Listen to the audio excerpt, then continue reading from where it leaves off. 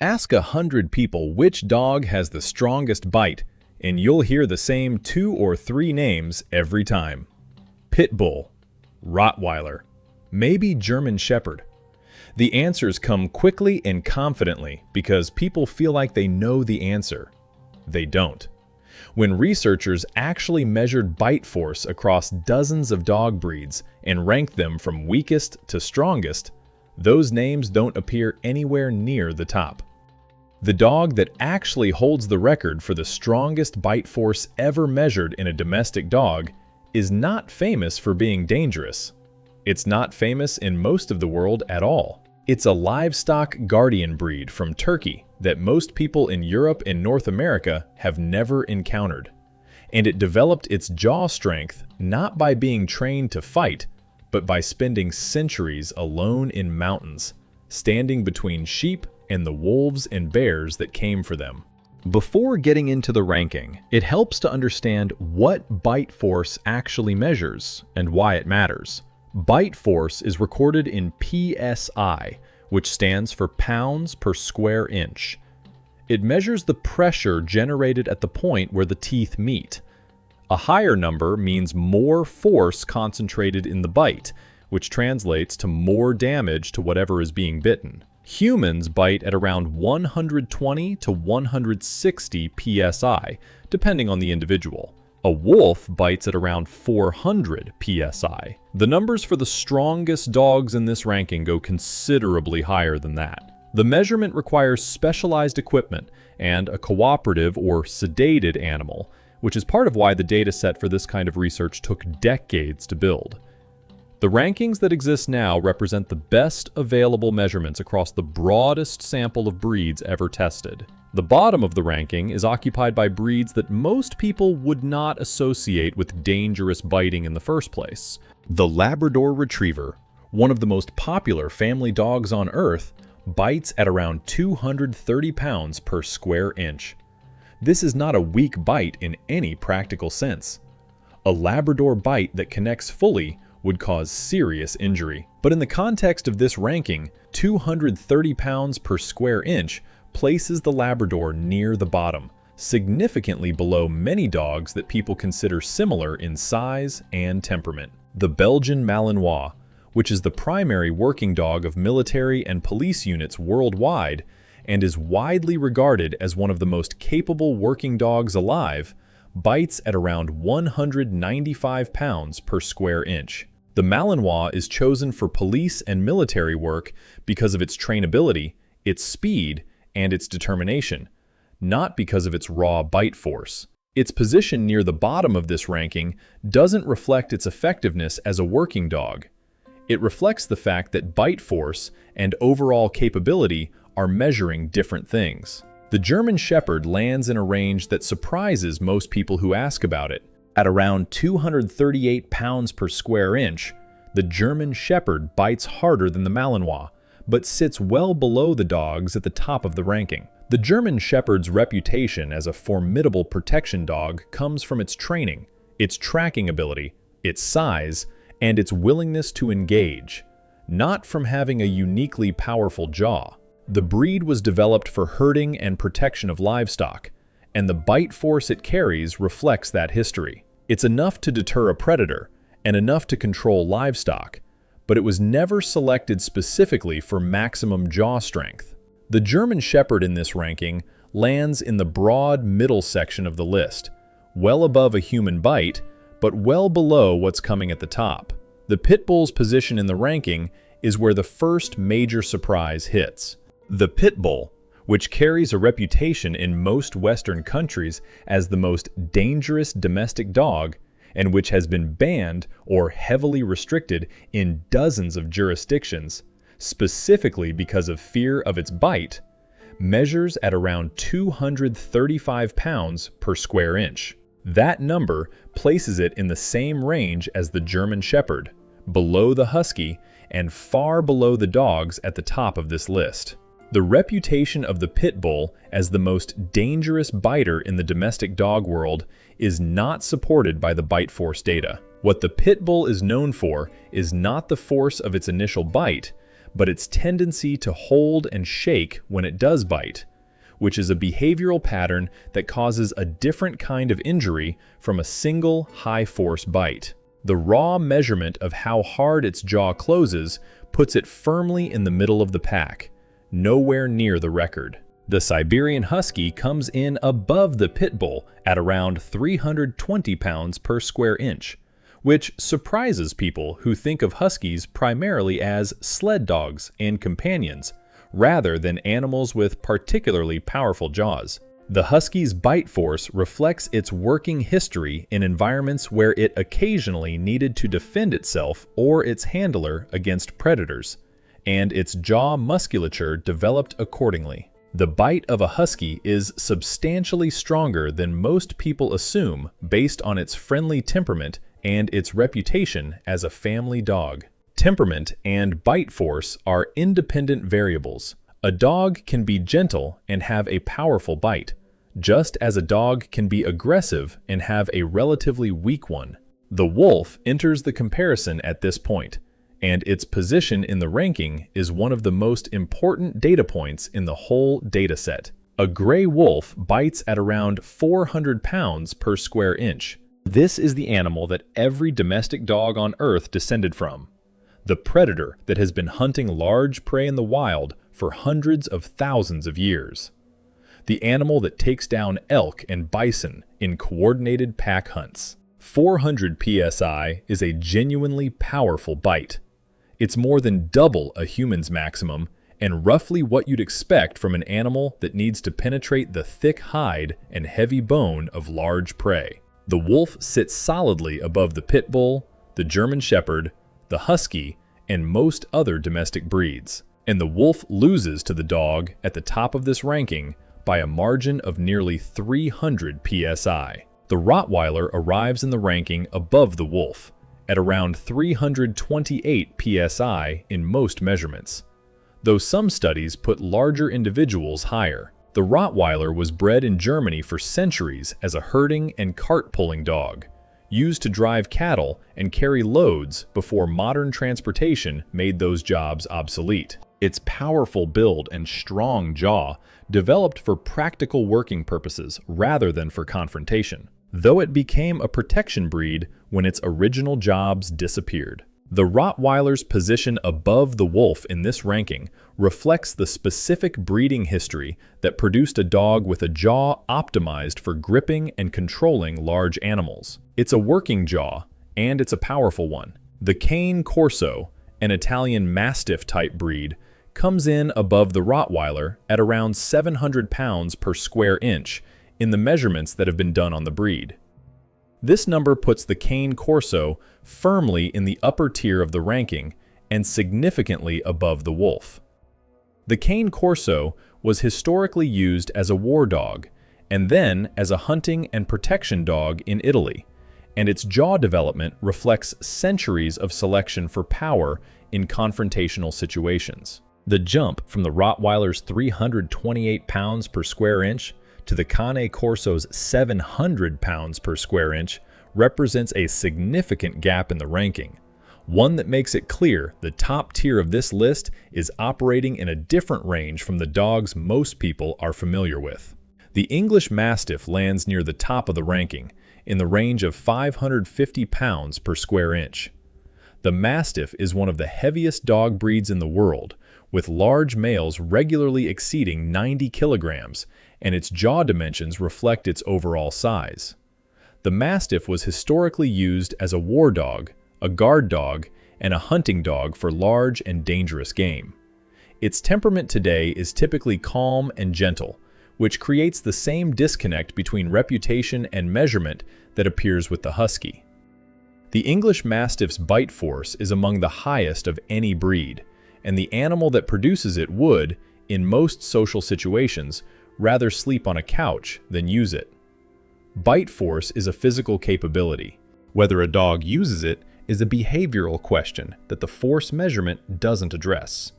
The winner of the ranking is the Kangal, a livestock guardian breed from the Sivas region of Turkey, and its measured bite force of approximately 743 pounds per square inch is the highest reliably recorded for any domestic dog. The Kangal beats the Cane Corso, beats the Mastiff, beats every other domestic breed in the dataset, and beats the Wolf by nearly 350 psi. For most people outside of Turkey and a few other regions, this comes as a complete surprise, because the Kangal is not a breed that appears in Western popular culture, is not featured in news stories about dangerous dogs, and is not what anyone pictures when they think of a dog with a powerful bite. The reason the Kangal developed this bite force is directly tied to the job it was bred for.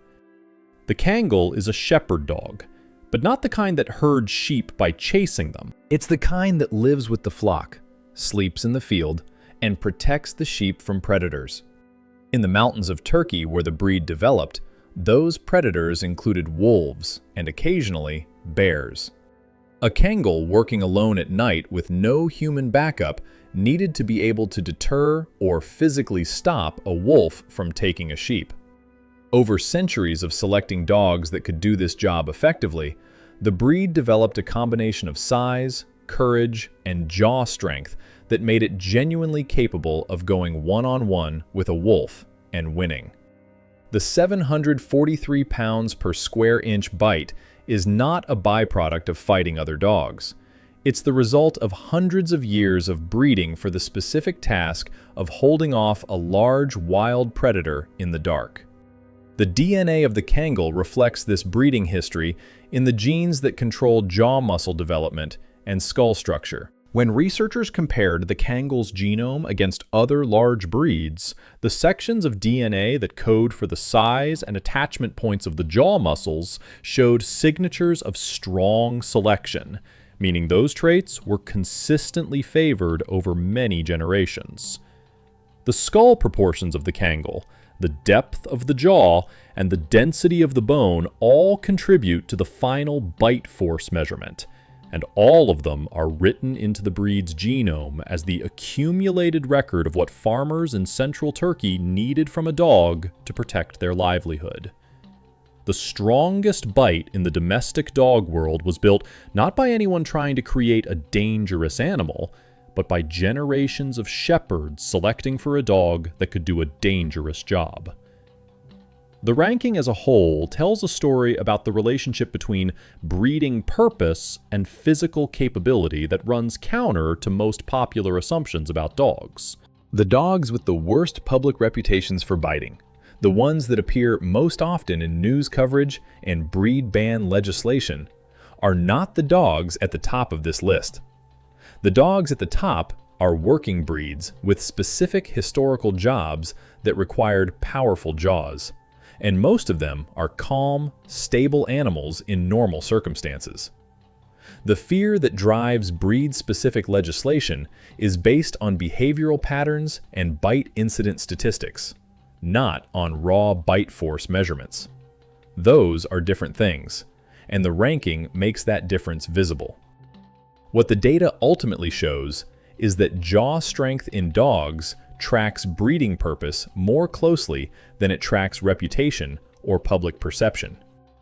Dogs bred to control large livestock, guard against large predators, or perform physically demanding working tasks developed the jaw strength their jobs required. Dogs bred for speed, agility, or companionship developed jaw strength calibrated to different demands. The wolf, which was never selectively bred by humans at all, lands in the middle of the ranking, above most companion breeds, but well below the specialized working dogs at the top. The domestication of dogs, which began somewhere around 15,000 years ago, produced such a diverse range of physical types that the weakest and strongest ends of the bite force spectrum in domestic dogs span a range that the entire wild wolf population doesn't approach. The Kangal is not an exception to the dog family. It's a demonstration of what focused, selective breeding over centuries can produce in a single physical trait. The measurement methodology also matters here. Bite force in dogs is measured using specialized pressure-sensitive devices placed between the teeth. The animal bites down on the device, and the peak pressure is recorded. Getting a maximum measurement requires the animal to bite as hard as it can, which doesn't happen on command. Researchers have used a variety of approaches over the years, including food motivation, protective sleeve training, and, in some cases, measurements taken during veterinary procedures under sedation. The numbers that appear in the literature represent the best available data, but they come with the caveat that any individual animal's maximum bite force can vary based on motivation, health, jaw position, and the location of the bite on the device. The ranking reflects consistent patterns across multiple studies rather than single measurements. The husky's position in the ranking also connects to something in its ancestry that most people don't think about. Huskies were bred by the Chukchi people of northeastern Siberia to pull sleds across some of the harshest terrain on Earth, and they did this in conditions where encounters with wolves and polar bears were a genuine occupational hazard. A sled dog that couldn't defend itself or its team wasn't useful in that environment. The jaw strength that huskies carry into this ranking is partly a relic of that environment, selected for over centuries of working in conditions where being able to put up a serious fight against a predator was the difference between a dog that survived and a dog that didn't. The friendly, energetic temperament of the modern husky sits on top of a physical design that was built for a much harder world. The gap between the rottweiler at 328 pounds per square inch and the cane corso at 700 pounds per square inch deserves more attention than a simple ranking gives it. Those two numbers represent a doubling of bite force within the domestic dog population. The structural differences that produce this gap are visible in the skull. The cane corso has a wider, deeper jaw with more surface area for the attachment of jaw muscles, and its skull proportions concentrate more of its body mass in the head and jaw region than the Rottweiler does. These are not subtle differences. A cane corso skull and a Rottweiler skull look noticeably different, even to a non-specialist, and the bite force numbers reflect what the anatomy already shows. The upper tier of this ranking is not populated by dogs that are a little stronger than the others. They are built differently at a fundamental structural level. There is a question that the bite force ranking raises but doesn't fully answer. Does a higher bite force make a dog more dangerous? The honest answer is that the relationship is not straightforward. Danger from a dog bite depends on bite force, on whether the dog bites at all, on where it bites, on how long it holds, and on the size and vulnerability of the person or animal being bitten. A Kangal with 743 pounds per square inch that never bites a person is not dangerous to people. A small dog with 200 pounds per square inch that bites repeatedly in a frenzy can cause serious injury. The ranking measures one physical variable. Dog safety is a behavioral and contextual question that the ranking doesn't address. The breeds at the top of the bite force list are not necessarily the breeds responsible for the most serious bite incidents in human populations, and the data from bite incident reports reflects that disconnect clearly. The Kangal's status as the record holder also raises a question about whether there are other breeds, less studied, that might score even higher. The dataset for bite force research is extensive but not complete. Some rare or geographically isolated breeds have never been formally tested. Other Central Asian livestock guardian breeds related to the Kangal, including the Caucasian Shepherd and the Central Asian Shepherd, are large, powerful animals that were bred for similar purposes and have not been as thoroughly studied. It's possible that the Kangal's record reflects the best available measurement rather than the absolute maximum that exists in the domestic dog population. What is clear is that the Kangal currently holds the documented record, and the margin it holds over other tested breeds is large enough that even an undocumented challenger would need to be exceptional to beat it. The comparison between the Kangal and the wolf is worth sitting with for a moment because it inverts what most people assume about wild versus domestic animals. The wolf is the ancestor of every dog in this ranking. It has been hunting in the wild, taking down prey many times its size for hundreds of thousands of years without any human assistance. The Kangal is a domestic animal that lives with humans and depends on them for its basic needs. And yet the Kangal bites nearly twice as hard as the wolf. This is what selective breeding can do over centuries when the selection pressure is specific and consistent. The farmers who bred Kangals weren't thinking about bite force measurements. They were selecting for dogs that could protect their sheep. Bite force was one of the outcomes of that selection, and it ended up producing a jaw stronger than anything the wolf lineage ever developed on its own.